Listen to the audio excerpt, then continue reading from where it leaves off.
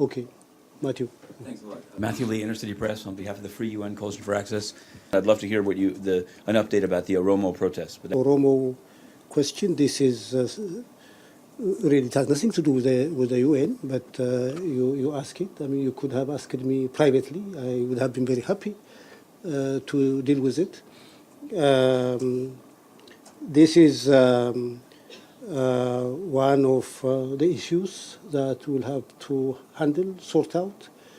But I hope we could have a seminar on the matter because this is a very, very serious issue in which there are a lot of hands in it.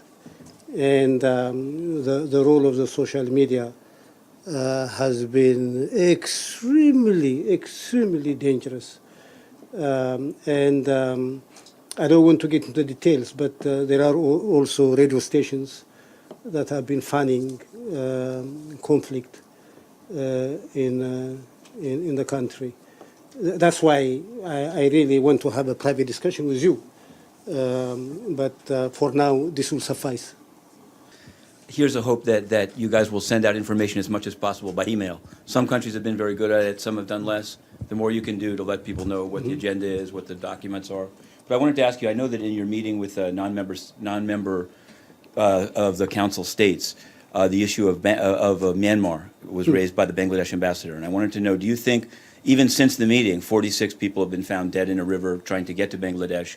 Do you think, he asked you to remain seized of it. Do you anticipate any further action in this month on this issue that was raised by the UK late last week? And I also want to ask you about Burundi. I don't see it on the, I didn't hear it in your summary of things that will come up at the AU. It used to come up in those meetings. Do you feel the situation has actually gotten better there, or is it, what's the status of Michel Kafando and the whole office that works on Burundi and the Council this month? And if there's a second round, I'd love to hear what an update about the Oromo protests, but that would be for a second round in your national capacity.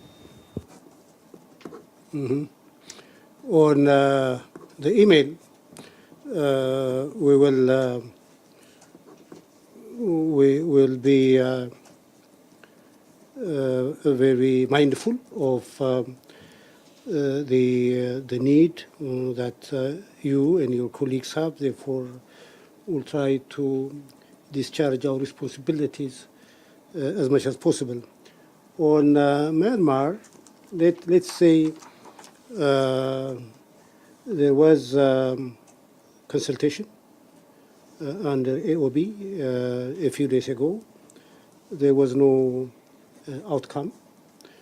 This is something that we'll be following up.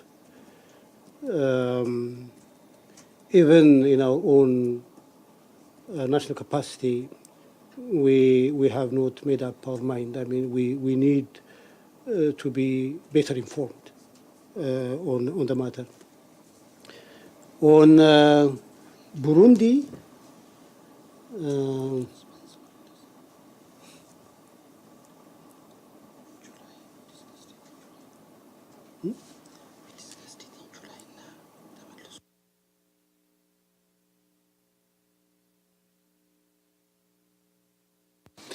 no, on Burundi, my colleague was informing me that there is no plan for September, obviously.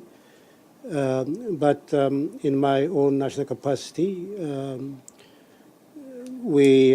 fact, we have been taking the position within the Council that you cannot compare Burundi, say, to Central African Republic, okay? There is no doubt.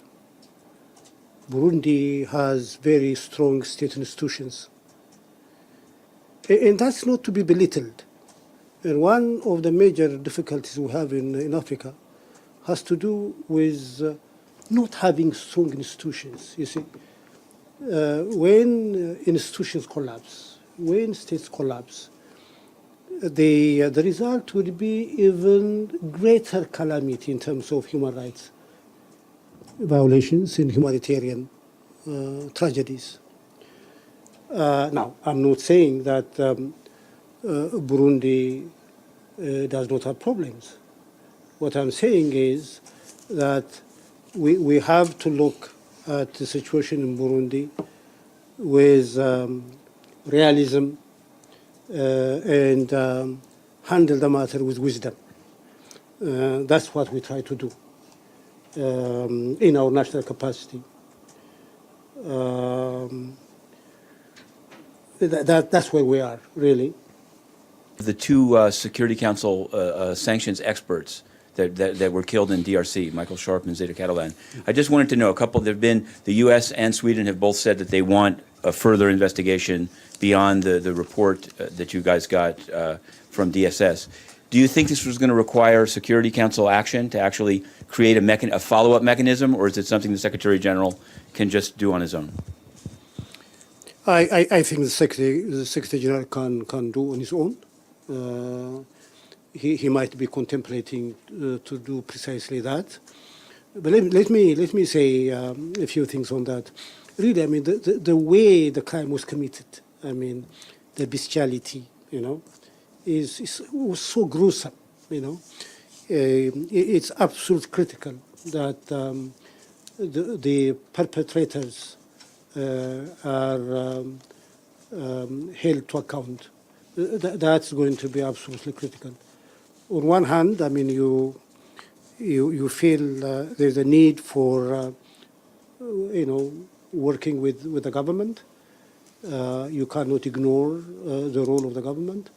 On the other hand, the government also has a great responsibility to ensure that no stone is unturned, to ensure that the killers are brought to justice.